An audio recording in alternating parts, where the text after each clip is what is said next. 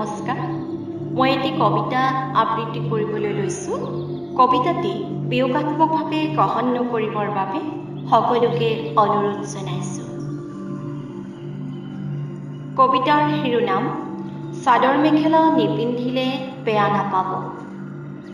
কবি উৎপল শিৱম। আপুনি পুৰুষ হয়, কোনো দিন কোৱা নাই আপোনাক ধুতি পিন্ধিব নে চুট টাই। কোনো দিন চাপি দিয়া নাই সংস্কাৰী খোজকাতলৰ শিক্ষা বা কথা বতৰাৰ ধনী তত্ত্ব সমাজক ধ্যাই। উনুকিয়াই দিওঁ মই যে নাৰী, জাপি নিদিব আপুনিও মোৰ দেহত চাদৰ মেখেলা বা শাৰী। এহাতে বজাৰৰ মোনাটো লৈ আনহাতে সন্তানটি কমৰত থৈ কঁকালৰ ভাঁজ উদঙাই পেটৰ চৰ্বি দেখুৱাই পথে পথে চকুৰে ধৰ্ষিতা হ'ব নোৱাৰো মই।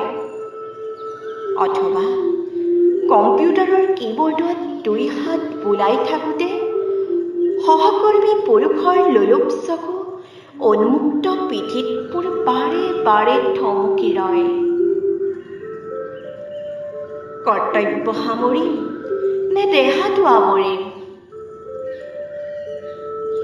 বতাহে উৰুৱাই নিয়া আঁচলৰ ফাঁকেদি নাভিৰ গভীৰতা জুমি চাই কাষেদি যেতিয়া পুৰুষ নামৰ বাটৰুৱা পাৰ হৈ যায়।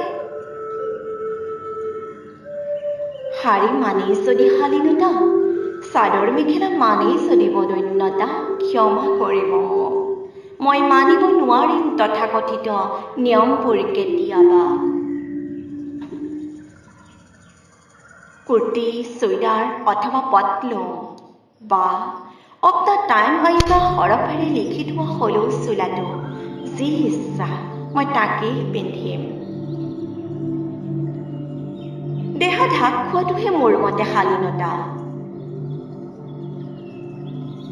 ব্যস্ত সময়ত ফুটপাথেদি খোজকাঢ়ি গ'লে বা বজাৰত শাক পাচলিৰ মোনা টানি ফুৰোঁতে মই চাদৰ মেখেলা বা তথাকথিত বিবাহিত মহিলাৰ লেবেল মৰা শাৰীখন কমৰত খোজ মাৰি নিপিন্ধো, আপুনি বেয়া নাপাব। আপুনি গুজি দিয়া সংস্কাৰী পোচাকযোৰে কেতিয়াবা মোক অৰ্ধলগ্ন কৰি পেলায়। ব্যস্ততাত খোজবোৰ ঘৰ হ'লে বা হাত দুখন বোজা কঢ়িয়াই বন্তি সৰলে সেয়ে কৈছো, কাহানি বা চাদৰ মেখেলা নিপিন্ধিলে বেয়া নাপাব। কিয়নো মোৰ বাবে কেতিয়াবা সংস্কৃতি বজাই ৰখাতকৈ শালীনতা বজাই ৰখাটোহে বেছি জৰুৰী হৈ পৰে।